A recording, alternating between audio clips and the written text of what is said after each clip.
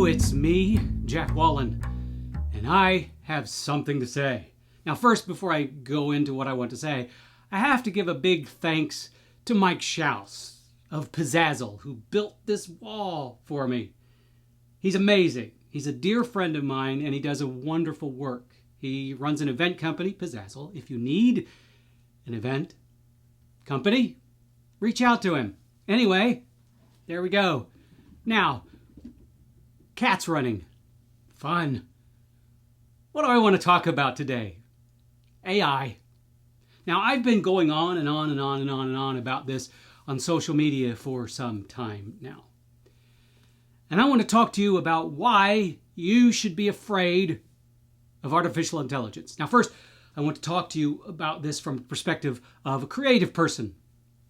A writer, me, yay. Now, some of these opinions, some of this is opinion, some of it's fact, and the opinions are fairly strong, so be warned. AI, yeah. Okay, so what is AI?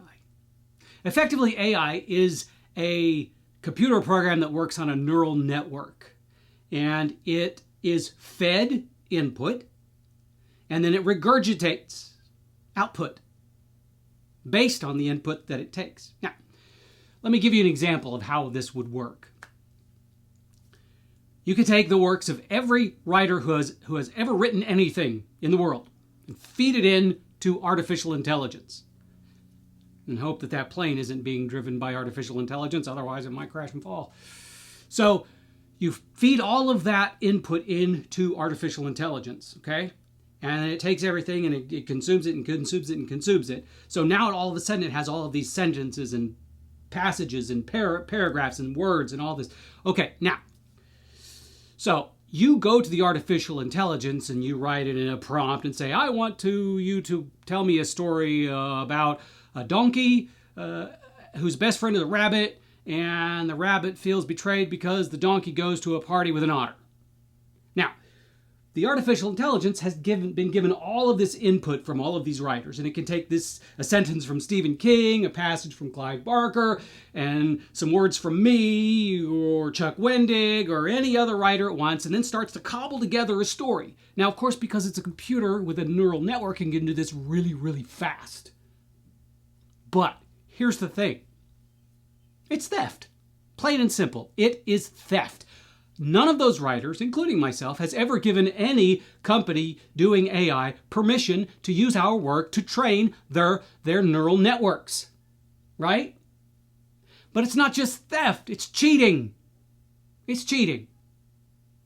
Simply put, it is cheating. Now, I know writers who have been using AI to do things like write blurbs, or just give themselves the inspiration to write a story. And again, I'm going to call that cheating. Why? It's not just cheating, though. It's doing yourself a disservice. Now, let me explain why. Part of the process of being a writer or an artist or creative of any type is learning. It's learning from failure, right? You go to write a blurb for a book, and let me tell you something if you don't know. Blurbs are really hard to write. Now, what is a blurb? A blurb is a description of what the book is. Blurbs are really hard to write, and it takes a long time to hone that skill. But once you get it, you got it. And you can write a blurb for any book, right? But you don't get there until you failed over and over and over again. And as you fail, you learn and you grow. And that's one of the problems that I have with AI as it applies to writing. It's taking a shortcut. I have spent 30 years getting to where I am now. And during that 30 years, I have developed something that AI will never, ever have. And that is a unique voice. The writer's voice is created via experience, from relationships, from connections, from drama, from tragedy, from joy, from being human. And my voice is unlike Stephen King's voice, whose is unlike Clive Barker's voice. The list goes on and on. But AI will never have that. And every time a writer uses AI to help them or to write for them, they neglect, they circumvent growth. You don't grow from using AI. In fact, I would say you take many, many steps backwards using AI because you're cheating.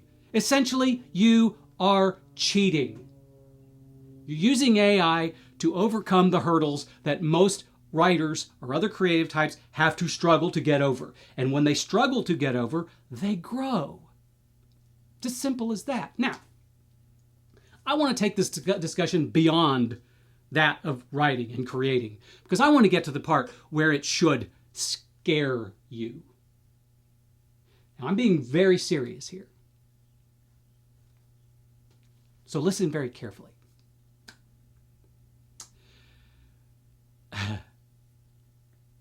The first part.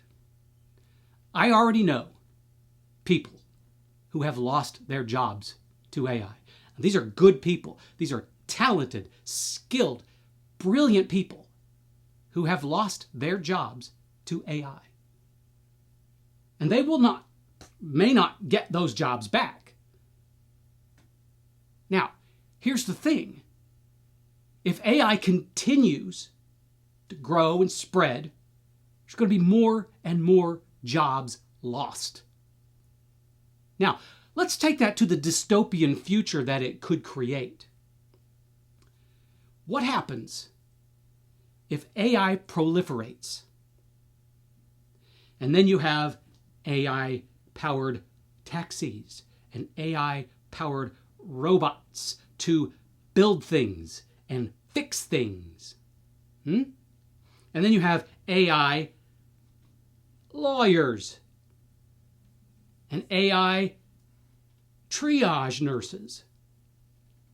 The list goes on and on and on and on. And what happens in the end in this dystopian world is all of a sudden you have a very large percentage of people who don't have jobs. Now, what happens when a very large percentage of the people don't have jobs? They can't buy things. And when they can't buy things, companies start to struggle. And they will struggle mightily because no one can buy their products or services. And guess what? We take this to the nth degree in our dystopian fiction, and you see a government who is unwilling to help them. The people, not the businesses. Because as we have seen over and over again, the government's always willing to help the businesses. But the security nets will be gone. And people will struggle. People will no longer be able to put food on the table or a roof over their heads. Yes, I am taking that to the largest dystopian conclusion that I can, but it is not that far away from reality. We're talking Skynet here. We're talking about the singularity. I have already seen AI create other software. Software creating software. You get it? Now, here's the other part of that dystopian future that AI can create. And this should really, really scare you. I'm talking about predictive arrests. Yeah, think about it. The authorities put in place AI programs. And what those AI programs do is they start watching everything. They watch social media, news, and everything. Any interaction you have on the network, it's watching you. And it's drawing its conclusions. And eventually it's going to read that you say something on social media. It's going to catch it, and it's going to say that person is going to commit a crime. And all of a sudden, we're living in a society that is guilty until proven innocent. Think about it. Now, I know this all sounds wonderfully conspiratorial, and part of it is. But as a writer, as a creative person, it is part of my DNA to kind of draw those fanciful worlds. But is this really all that fanciful? AI could get out of control if it is not regulated. And here's one of the things that really, really bugs me about this, is that most of these companies that are developing these AI programs are doing so with one hope.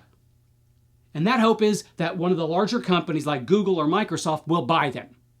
They're just looking for a big payout. They don't care about the consequences of what they're creating. And Google, Microsoft, do you think they care about the consequences of what they're creating? No, all they care about is profit. Profit. That's it. And we, humanity, will be the collateral damage of that. Yes, I have drawn a very dystopian picture here, but it's one that I want you to seriously consider. And every time you go out online and you play with artificial intelligence because it's either fun or it allows you to create things that you probably could not have ever created for, what you're doing is you are empowering those systems. And every time you empower those systems, you make them stronger, you make them more viable, and you make those companies create them understand that society wants them more than we really do. So please, please, please, please, stop using AI. Stop supporting these systems. If you're a creative person, if you're a writer, a musician, a filmmaker, and you're using AI, shame on you. You have a creative brain, use it. Before it gets to the point where none of us are being able to create what we want because everything is inundated with AI-created art. And then there will be no platform for us. And then society will just keep going, and AI will be the thing that pushes us forward or pushes us back. And I have a feeling that it's going to be the thing that pushes us back. You have been warned. Thank you for listening. And on this cheery note, remember the donkey and the bunny.